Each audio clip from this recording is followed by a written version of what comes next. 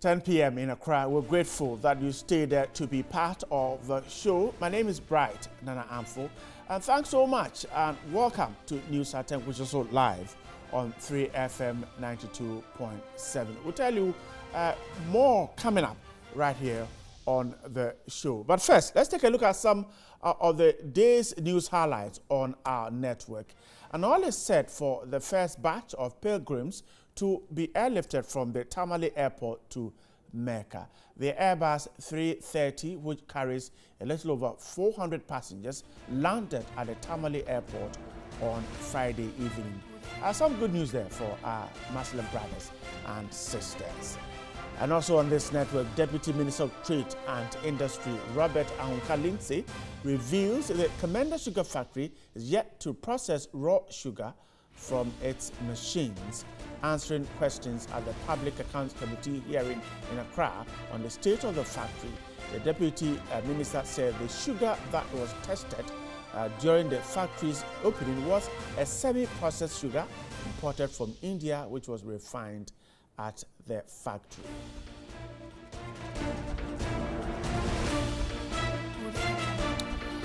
And construction work on the Kaswa-Bojuasi Road has led to the collapse of the bridge on the Okrudu River. Commuters now have to carry their luggage across an improvised wooden bridge to catch either other vehicles on the other side of the river. So some inconvenience there to people who are using that bridge, that part of the country. And up north, some drug peddlers at Kumbungu in the northern region dispense medicines to rural folks without understanding the inscriptions on them. We're told that these peddlers, some of whom are children, have little or no understanding of the language in which instructions on the medicines are written. And the Finance Ministry has taken over the refinancing of the $1 billion CDB loan acquired to construct the Ghana gas processing plant due to the country's inability to do so. The Chief Executive of Ghana Gas, Dr. Benasante, says that VRA's indebtedness to the company is weighing heavily on the books of Ghana Gas.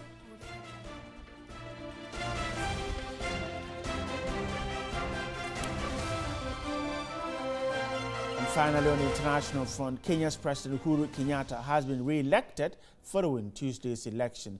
Officials have said Mr. Kenyatta, in office since 2013, took 54.3% of votes ahead of his rival Raila Odinga, who had 44.7%.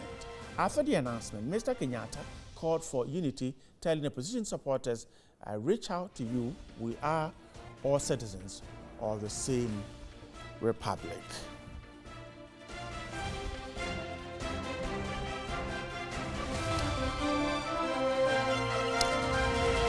We're grateful if you stay there in Wa in the upper region, and if you stay there in Kintampo in the Bonafo region, if you are with us from Swedru in the central region, thanks so much for your time.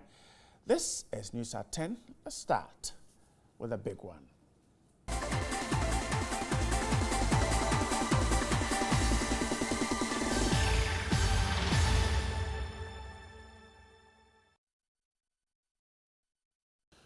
Let's start from here. The Joint Military and Police Task Force deployed to help curb illegal mining has defied the Minerals and Mining Act 2015, Section 99. The Joint Military and Police Task Force have been confiscating and setting ablaze excavators at Bamso and Kwabeng, all in the eastern region. The Minerals and Mining Act's offenses and penalties state that all confiscated equipment in relation to mining must be reserved in police custody. More than 80 illegal miners have been arrested by the 400-member task force in the operations in mining communities, especially in the eastern, western, and Ashanti regions. However, a section of Ghanaians are questioning the propriety of the burning of the equipment and excavators, describing the action as contrary to the Minerals and Mining Act. And of course, the National Peace Council is asking that those equipment that were burnt could have been used by the state to do some other works.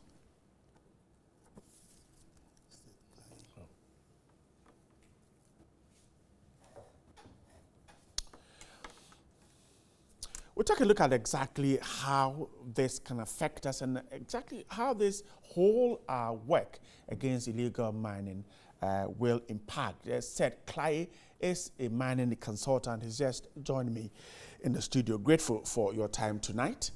Let's start from here. Now, the key thing is that mining equipment that were seized have been killed. A miner is being killed. How would you assess so far the work that the task force has done? We're told that over 90 of them have been arrested and are arraigned before court. How would you assess their performance so far? First of all, good evening to your viewers, and let me take this opportunity to give just a small background to where we have come from. Right. I think that we need to underline the fact that illegal mining is causing havoc to the environment and our water bodies. And that is not in dispute. Right. And also, the action by the government to try and curb this menace is also in the right direction. I think that in the beginning, there was a ban that was placed on the whole activity of mining. But unfortunately, I think people are still, some hiding people are and still doing out it there and engaging in the practice. In the dark.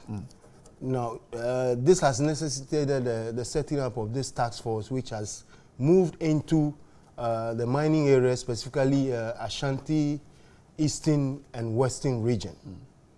Now, hitherto, the task force being deployed, the Ministry of Lands and Natural Resources has taken an initiative to try and educate, the small-scale miners, the legal ones, about best practices in mining, health and safety issues when it comes to mining. We're exposed to. And all that. Some have argued that education wasn't enough. Well, it's still ongoing.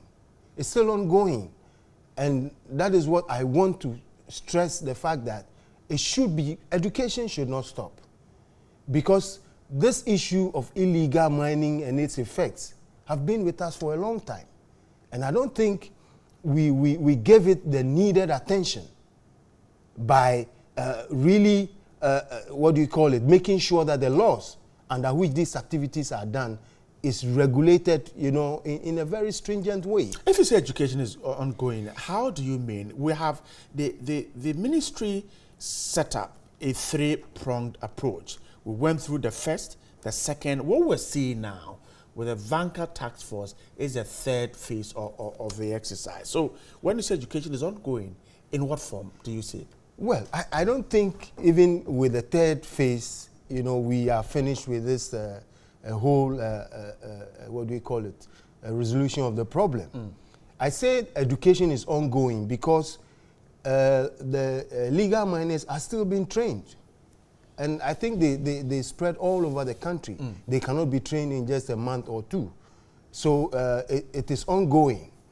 And what I want to stress here is that this third-pronged approach, which puts our men in uniform on the ground, is a short-term measure. It will not work? It cannot be sustainable, because I don't see how long we're going to keep those men in uniform in the bush. So if it cannot work, why are they there? I'm saying that it's an interim measure to make sure that the recalcitrant ones who are still engaging in the activity after the ministry has come out and said, listen, let's put a stop to it, let's take stock, let's try and reclaim the lands that have been destroyed so that we can move from there. By which time we would have set up a right framework to make sure that this activity is done and done properly and in a sustainable way. Should they have been there at all in the first place? Well, I think so, because people are still under the cover of darkness. But they themselves are engaging in illegality. The task force is burning excavators, which is against the law. Well, that is another issue. And that So one, if they are correcting an illegality and they themselves are engaging in an illegality, then where do we go? no. That issue of burning excavators is very unfortunate. It shouldn't have happened. It's an illegality, whether it's unfortunate or not. Yes, but it has happened. But going forward, I think that those machines, we need them to do works. For example, the dugout pits. We will need these machines, these same machines, to sort of reclaim the land. So why do we burn them? It doesn't make sense. And if it was an error, I think that by this time, the authorities who are in control of this operation maybe have revised their notes. And if they don't, I think they should do that immediately, because we need those machines to do public works. Great. So they themselves have engaged in an illegality. Now, if you say that we cannot sustain our men on the ground to fight the recalcitrant ones, then what do we do when perhaps it is time for us to withdraw these men from the grounds? I believe that this strategy is in place just to make sure that we place a complete check on these people who are still doing the activity, although the ministry has placed this ban. You know, we can keep them there for a limited amount of time. And pull them out. And meanwhile, whilst they are there, we should be making efforts to be educating the people who are engaged in that. What kind of education are you talking about? We have told the people the dangers. We've shown the polluted water bodies. What more should we do? For example, in mining, you definitely will need water. But the practice is that you create a dam where you pump in water and use and recycle and dispose of in a responsible way. The Minerals Commission should be aware that you cannot give concessions close to river bodies. There should be a clear distance away from river bodies. Now, people who are operating on the river proper with this chamfang and all these things, I think those are the issues, the biggest problem. And I have spoken about current technology where we can fly drones along our river bodies. And get rid of them. And make sure that we get them and move on them and stop them. Once we do it consistently, we make sure that the patrol of our river bodies are constant. They will stop.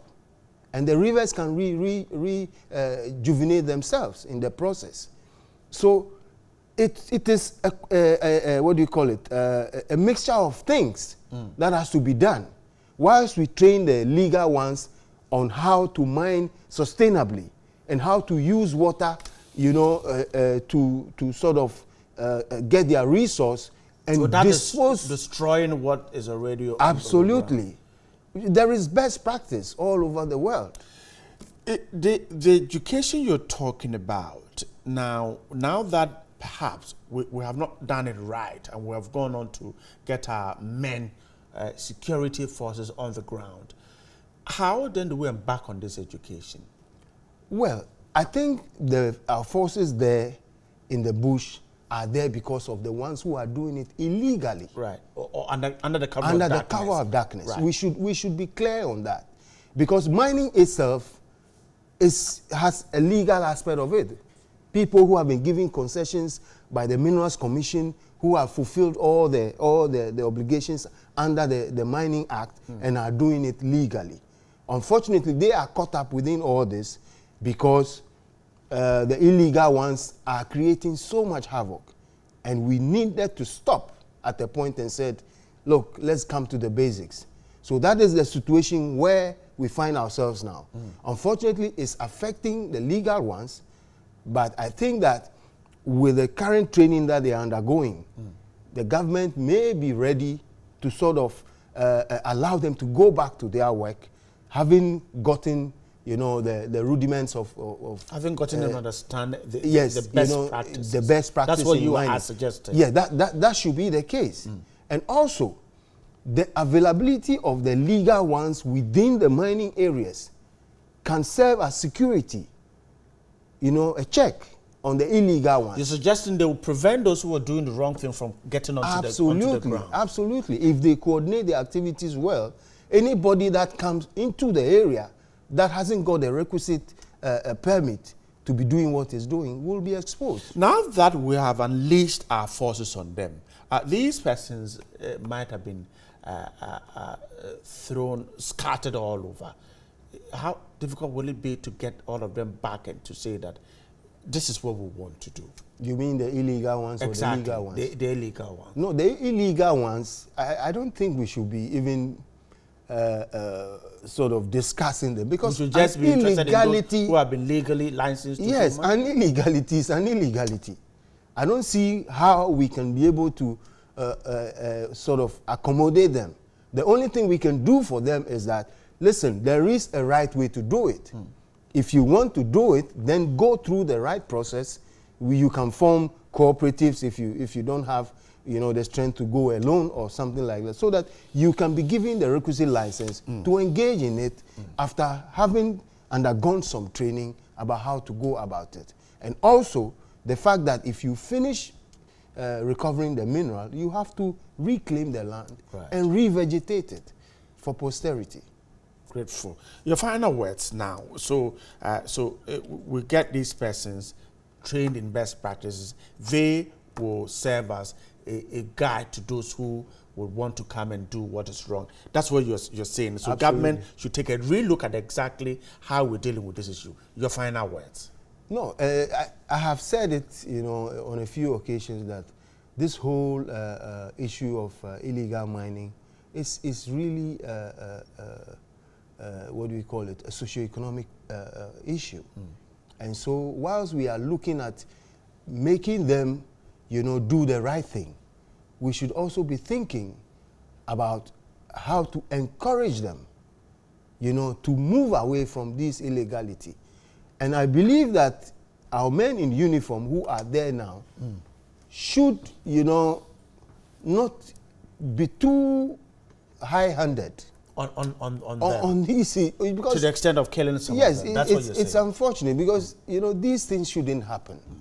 You know, one life is too many, and therefore we should try to preserve life and property. This burning of the excavators, I think that should be a thing of the past. It has happened, and I'm sure they have learned their lessons.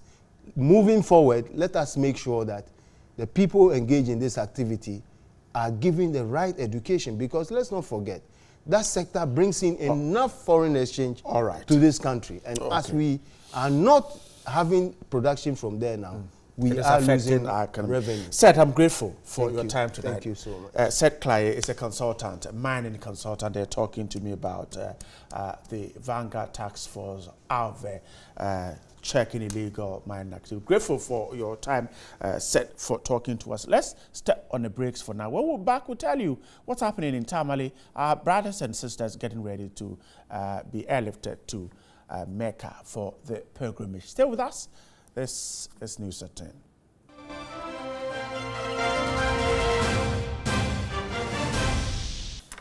Now let's go to the northern part of the country, precisely Tamale, because all is set for the first batch of pilgrims to be airlifted from the airport to Mecca in Saudi Arabia. We're told that the Airbus 330, which carries a little over 400 passengers, landed at the airport on Friday evening.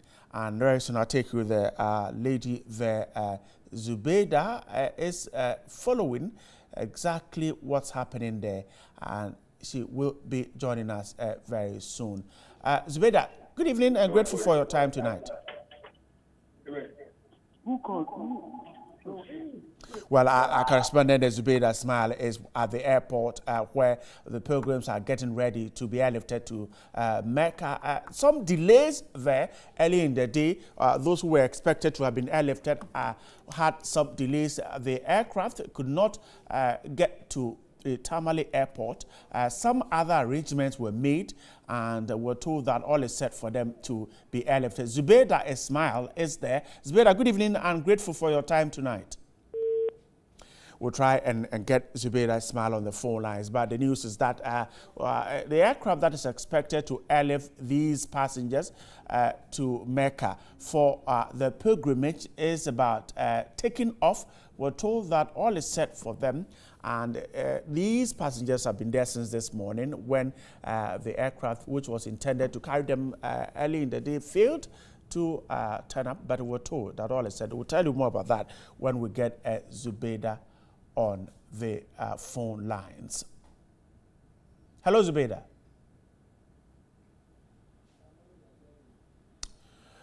All right, and so we're unable to reach Zubaida Ismail at the Tamale Airport, the Hajj village. And so let's take a quick break. When we come back, we'll let you know what's happening. But before the break, the police administration is to establish a police intelligence and professional standards offices in all 11 policing regions.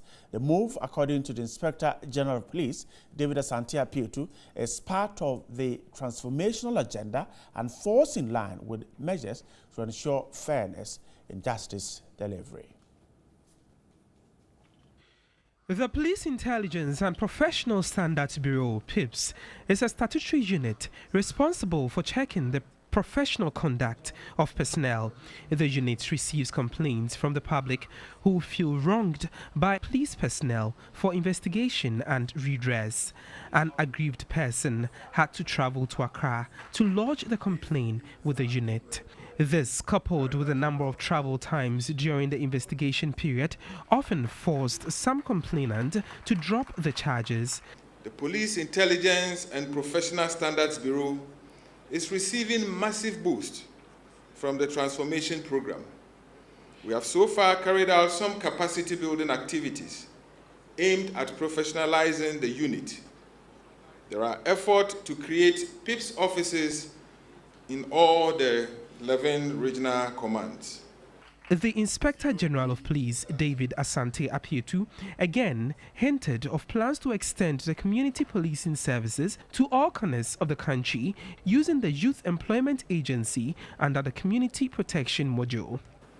One of the innovations of the police transformation agenda is to extend our services to all towns, villages of this country. The personnel of the Youth Employment Agency under our community protection agenda shall complement our effort in this regard. Inspector General of Police talking there. Let me take you back to Tamale. Zubaida Ismail has just joined me back. Zubaida, grateful for your time tonight. So they were expected to be airlifted. Has that happened? Total of 416 pilgrims tonight have been airlifted, and they are on their way to Medina. The flight arrived at 6:18 and it took off at 9:51 exactly from the Tamale International Airport. So yes, they have been airlifted, and like I said, they should be on their way headed to Medina. And so the first batch is gone. Has the delay affected the other batches expected to be airlifted? Yes, because originally this flight that is flying today, or that has left today, was expected to have left yesterday. And so if it had gone yesterday, then today at 5 p.m. a second flight was supposed to have arrived and then airlifted some other pilgrims. But because of the technical issues, it wasn't possible. And so currently we are told that at exactly 2 a.m., this morning at dawn, another flight will arrive here. And so by 7 a.m. tomorrow, another set of pilgrims should be heading to Medina at exactly 7 o'clock tomorrow. And after tomorrow, 7 o'clock, at midday 12, we are expecting another flight in Tamale again to take the third batch to Medina. And so for now, that is the information we have been given so far. And the assurances of these flights coming in, how sure are we that indeed what happened that triggered the delay won't occur again? For the flight people, the crew, we couldn't talk to them, but then definitely the Vice President, I know, have spoken to them, and he assured everybody before he even joined the pilgrims at the Tamale airport to bid them goodbye. He told every single one of them that nothing is going to happen again. They have assurance from the Saudi government that whatever challenge that they encountered is not going to be repeated, and they are going to ensure that every single pilgrim is gone to Mecca for the 2017 Hajj. So those who will be there, the delay that has caused them to be there, you earlier said some of them are leaving at 2 a.m. In terms of their upkeep at the Hajj village, what is being done to make them comfortable before they are airlifted? One is about a place of sleeping. Now, when you come to the Tamale Sports Stadium, you realize that they use the conference hall for the immigration process, and after that it was locked up. But because of the delays and all that, tents were built outside, that is within the compound of the stadium, and then mattresses were provided. And so since yesterday, the local organization committee has actually made sure that every pilgrim is okay. They provided bathrooms and water and everything. And in fact, this morning, they even provided them breakfast. In the afternoon, I'm told they provided them lunch. I wasn't there because I was at the airport, and I'm told that this is going to continue until every single pilgrim leaves the shores of the country. Zubaida Ismail, our correspondent in Tamale, the Hajj village. We're grateful for your time tonight. And of course, we will monitor development and get you more on the pilgrimage there in Mecca. We're grateful that you stayed to be part of the show. Thanks so much. If you send us comments onto our social media platforms, of course, we couldn't read them, but certainly we'll tell you what exactly you send out. And of course, my men in the studio, Gadri, Amando, Christopher Sowa, my cameraman, my soundman, James Tete, and then the great team, Joseph Amoncho, Manasseh Starko, and John Flagbo. The whole show was put together by Ebenezer Jakumbuati, studio director Richard Bruce Lamte, and of course, my man Theophilus Clotty was also with us. My name is Bright Nanafo. Have a great night, but stay right here on TV3. Good night.